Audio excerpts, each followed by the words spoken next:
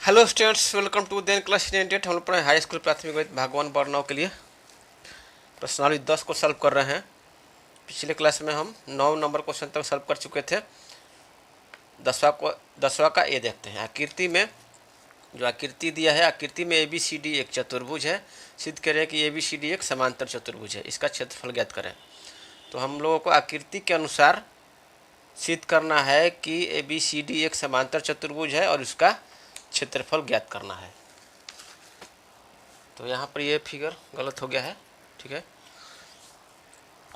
तो ABCD एक चतुर्भुज है। तो यहाँ पर ABCD एक चतुर्भुज है आकृति में, और ये AB और CD 3 सेंटीमीटर के बराबर है। और जो BD है AB पर लंब है और CD पर भी लंब है। ये साइन का मतलब होता है 90 डिग्री, ठीक है। तो लिखेंगे, यहाँ पर लिखेंगे, हॉल में लिखेंगे कि आकृति के अनुसार ही सिद्ध करना है कि ABCD एक समांतर चतुर्भुज है। आकृति में कोण जो है, कोण ABD बराबर है कोण ABD किसके बराबर है? कोण BDC के बराबर है। कोण BDC के बराबर है। कोण BDC के बराबर है। दोनों किसके बराबर है? 90 डिग्री के बराबर है। अब चूंकि यह दोनों कोण बराबर है, अब लिखेंगे चूंकि कोण ABD और कोण जो है BDC एकांतर कोण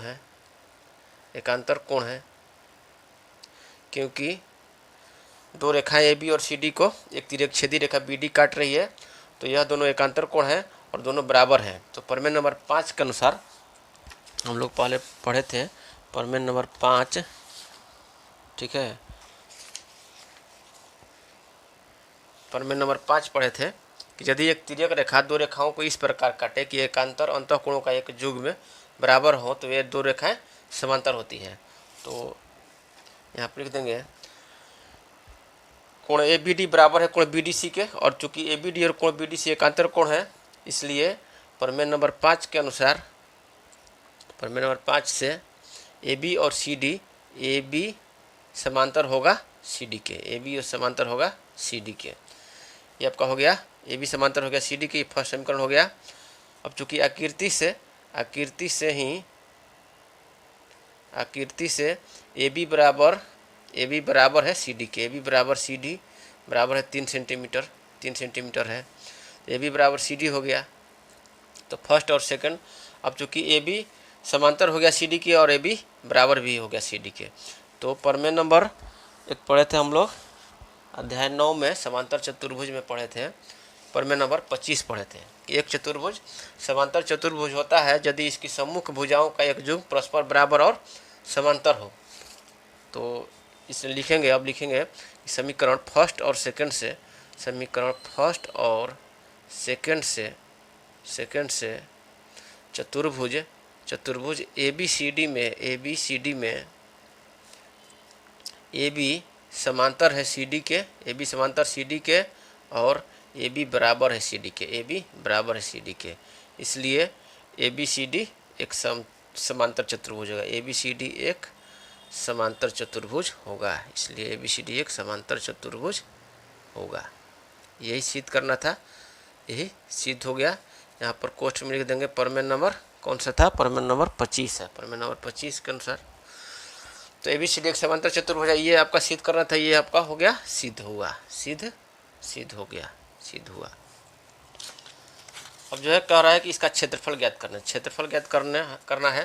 तो हम यहाँ पर कर देते हैं, नीचे कर लीजिएगा आप लोग। समांतर चतुर्भुज का क्षेत्रफल क्या होता है? समांतर चतुर्भुज का क्षेत्रफल जो होता है आधार गुना ऊंचाई होता है। समांतर चतुर्भुज का क्षेत्रफल उसकी एक भुजा और संगत शीर्ष लंब के गुणनफल के बराबर होता है। आधार गुना ऊंचाई होता है। तो यहाँ पर हो जाएगा आधार गुना में ऊंचाई। आधार कितना हो गया इसका? 3 सेंटीमीटर, और जो लंबिक दूरी होती है उसको ऊंचाई बोलते हैं, ठीक है। जो लंबिक दूरी होती है शीर्षलंब, उसको ऊंचाई बोला जाता है। आधार है 3, ऊंचाई कितना है 4 सेंटीमीटर स्क्वायर हो जाएगा, 12 सेंटीमीटर स्क्वायर या वर्ग सेंटीमीटर। हिंदी में लिखेंगे तो लिख देंगे वर्ग सेंटीमीटर या सेंटीमीटर स्क्वायर को भी बोलते हैं, इसको भी वर्ग सेंटीमीटर इसको भी ले सकते हैं। तो 12 वर्ग सेंटीमीटर आपका समांतर चतुर्भुज का क्षेत्रफल हो जाएगा। 10 का ये हो गया, ठीक है। 10 का ए। बी देखते हैं। बी नंबर क्वेश्चन है कि आकृति में ए बी सी डी एक समान चतुर्भुज है। ए बी सी डी एक चतुर्भुज है। 10 का जो बी है, ए बी सी डी एक क्या लिखा हुआ है कि ए बी सी डी एक समांतर चतुर्भुज है। समांतर चतुर्भुज है, यहाँ पर छूट गया है। ए बी सी डी एक समांतर चतुर्भुज है, ठीक है। ए बी सी डी एक समांतर चतुर्भुज है। ए बी दिया है 16 सेंटीमीटर, ए बी आपका दिया है 16 सेंटीमीटर। ए एम दिया है 8 सेंटीमीटर, ए एम है 8 सेंटीमीटर। सी एन है ये आपका 10 सेंटीमीटर है। तो ए डी की लंबाई ज्ञात करना है, ए डी की लंबाई ज्ञात करना है। तो यहाँ पर लिखेंगे हल में, चूँकि ए बी सी डी एक समांतर चतुर्भुज है, ए बी सी डी एक समांतर चतुर्भुज है, ए बी सी डी एक समांतर चतुर्भुज है, इसलिए समांतर चतुर्भुज की सम्मुख भुजाएं बराबर होती हैं। चूँकि समांतर चतुर्भुज की सम्मुख भुजाएं बराबर होती है, प्रमेय नंबर 19 से समांतर चतुर्भुज की सम्मुख भुजाएं बराबर होती हैं। तो इसलिए हो जाएगा ए बी बराबर सी डी हो जाएगा। ए बी बराबर सी डी, ए बी कितना है 16 सेंटीमीटर, बराबर हो जाएगा 16 सेंटीमीटर। ये आपका हो गया। सी डी निकालिए 16 सेंटीमीटर। अब एक बार जो है समांतर चतुर्भुज का क्षेत्रफल आधार गुना ऊंचाई होता है, तो एक बार सी डी आधार और ए एम ऊंचाई को ले लेंगे, और दूसरी बार जो है ए डी आधार और सी एन शीर्षलंब यानी ऊंचाई को ले लेंगे। तो ए बी बराबर सी डी बराबर 16 सेंटीमीटर हो गया। तो लिखेंगे समांतर चतुर्भुज ए बी सी डी का क्षेत्रफल जो हो जाएगा, समांतर चतुर्भुज ए बी सी डी का क्षेत्रफल कितना होगा, आधार गुना ऊंचाई होता है, आधार गुना में ऊंचाई। तो आधार क्या है, एक बार सी डी को ले लेते हैं आधार, और ऊंचाई हो जाएगा, जब सी डी आधार लेंगे तो ऊंचाई कितना हो जाएगा ए एम। लंबिक दूरी जो 90 डिग्री कोण बनता है, 90 डिग्री कोण से जो रेखा जाती है वो क्या होता है लंबिक दूरी, और उसी को बोला जाता है शीर्षलंब या ऊंचाई। तो आधार गुना ऊंचाई, आधार सी डी लेते हैं, सी डी बराबर कितना है, आधार सी डी हो गया गुना में ऊंचाई 8 सेंटीमीटर, ये ए एम हो गया, ए एम बराबर हो गया आपका कितना 16। सी डी बराबर 16 है, गुना में ए एम बराबर है 8 सेंटीमीटर स्क्वायर, ठीक है। एक तरीका से हो गया। और दूसरा तरीका से हो जाएगा समांतर चतुर्भुज ए बी सी डी का क्षेत्रफल, समांतर चतुर्भुज ए बी सी डी का क्षेत्रफल कितना हो सकता है, यदि ए डी आधार लेंगे, ए डी आधार लेंगे तो गुना में कितना हो जाएगा, ऊंचाई कितना हो जाएगा, इससे ए डी आधार लिए तो ये यहाँ इससे जो लंबिक दूरी है ये आपका हो जाएगा सी एन, ए डी गुना में सी एन बराबर हो जाएगा ए डी गुना में सी एन का मान दिया हुआ है 10 सेंटीमीटर, 10 सेंटीमीटर। ये आपका दोनों ही सेंटीमीटर में स्क्वायर हो जाएगा। तो फर्स्ट और ये मान लेते हैं सेकंड, ठीक है। तो समीकरण फर्स्ट और सेकंड से दोनों समांतर चतुर्भुज ए बी सी डी का ही क्षेत्रफल है। तो समीकरण फर्स्ट और सेकंड से आपका हो जाएगा 16 गुना में 8, 16 गुना में 8 बराबर हो जाएगा ए डी गुना में 10, ए डी गुना में 10। इसलिए ए डी बराबर हो जाएगा 16 गुना में 8 बटा में 10। तो ये आपका कट जाएगा 2 चौके 8, 2 पचे 10 सेंटीमीटर।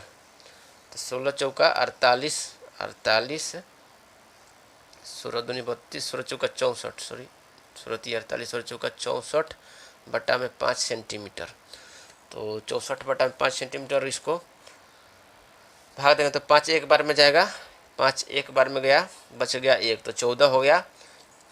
5 दूनी का 10, 5 दूनी का 10, बच गया 4, 40 हो जाएगा। दशमलव बिठाएंगे तो 5 8 40, 12.8 सेंटीमीटर, सेंटीमीटर जरूर लिखिएगा, 12.8 सेंटीमीटर आंसर हो जाएगा।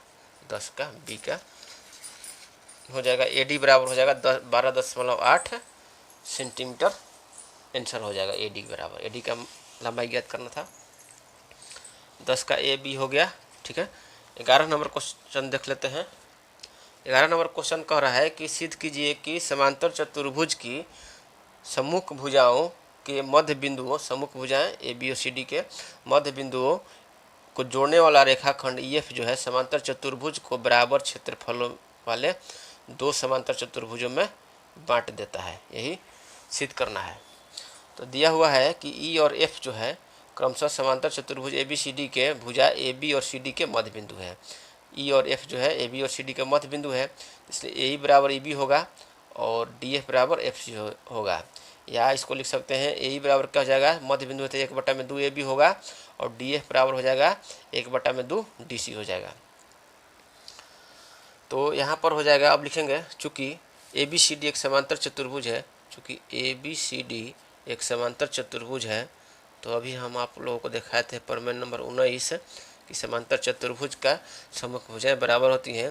चूँकि ABCD एक समांतर चतुर्भुज है, इसलिए AB बराबर होगा CD के, AB बराबर CD के। ये आपका हो गया सेकंड समीकरण।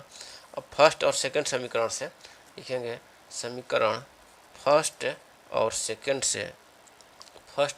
से AB बराबर है CD के और AE बराबर है 1/2 AB और CD या DC DF बराबर है 1/2 CD यहाँ पर लिख देते हैं, CD लिख देते हैं, ठीक है, 1/2 CD, 1/2 CD है। तो फर्स्ट और सेकंड से क्या हो जाएगा, AB बराबर, चूँकि CD है, AB बराबर CD है, इसलिए सेकंड से है कि AB बराबर CD हो गया, ये दोनों बराबर हो गया तो इसका LHS भी बराबर हो जाएगा। AE बराबर क्या हो जाएगा, फर्स्ट और सेकंड से AE बराबर है DF के, AE बराबर हो जाएगा DF के। और चूँकि ABCD एक समांतर चतुर्भुज है तो AB बराबर CD और AB जो है एंड लिख देंगे, और जो है AB समांतर है CD के, क्योंकि ABCD एक समांतर चतुर्भुज है। तो समांतर चतुर्भुज की सम्मुख भुजाएं समांतर होती हैं परिभाषा से, तो AB समांतर है CD के, इसलिए ये दोनों को मान लेते हैं, AB बराबर CD और AB समांतर CD, ठीक है, इन दोनों को मान लेते हैं सेकंड समीकरण। तो फर्स्ट और सेकंड से आपका हो जाएगा AE बराबर DF हो जाएगा, और AE जो है AB का पार्ट है और DF जो है CD का पार्ट है, इसलिए चूँकि AB समांतर है CD का तो AE समांतर हो जाएगा DF का, यहाँ पर लिख देंगे, और AE समांतर हो जाएगा DF का। तो इसलिए चतुर्भुज जो है प्रमेय नंबर 25 से क्या हो जाएगा, प्रमेय नंबर 25 से चतुर्भुज समांतर चतुर्भुज होता है यदि इसकी सम्मुख भुजाओं का एक युग्म जो है परस्पर बराबर और समांतर हो। इसलिए चतुर्भुज AEDF, चतुर्भुज AEFD एक समांतर चतुर्भुज होगा, AEFD एक समांतर चतुर्भुज होगा, ठीक है, प्रमेय नंबर 25 से। इसी प्रकार जो है, इसी प्रकार लिख देंगे, इसी प्रकार जो है आपका चतुर्भुज EBCF भी क्या हो जाएगा, एक समांतर चतुर्भुज होगा, चतुर्भुज EBCF। इसी प्रकार चतुर्भुज जो है EBCF एक समांतर चतुर्भुज होगा, EBCF एक समांतर चतुर्भुज होगा। अब चूंकि चतुर्भुज AEFD और चतुर्भुज EBCF समांतर चतुर्भुज हो गया, और हम लोग प्रमेय नंबर 28 पढ़े थे कि एक ही आधार पर और एक ही समांतर रेखाओं के बीच के समांतर चतुर्भुज क्षेत्रफल में बराबर होते हैं, प्रमेय नंबर 28। तो अब लिखेंगे, चूँकि चतुर्भुज समांतर चतुर्भुज, चूँकि लिखेंगे समांतर चतुर्भुज AEFD और समांतर चतुर्भुज EBCF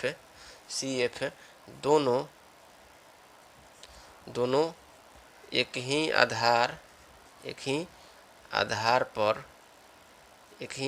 पर और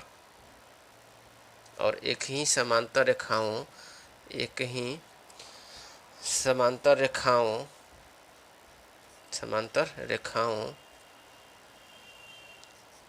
समांतर रेखाओं के बीच स्थित हैं, एक ही समांतर रेखाओं के बीच स्थित हैं। इसलिए चतुर्भुज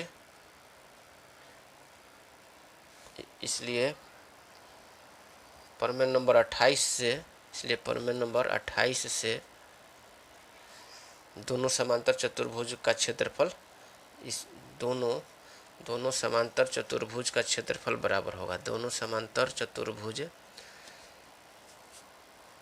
AEFD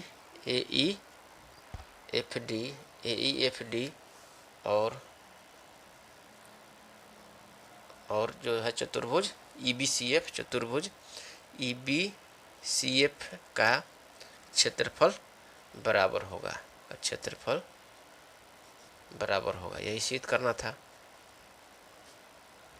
बराबर होगा, यही सिद्ध करना था, यही सिद्ध हो गया, सिद्ध हुआ। ठीक है, तो इस प्रकार जो है हम लोग जो है 10 और 11 क्वेश्चन सॉल्व कर लिए इस क्लास में, 10 और 11 क्वेश्चन सॉल्व कर लिए। अब अगले क्लास में 12 को सॉल्व करेंगे। तब तक के लिए धन्यवाद।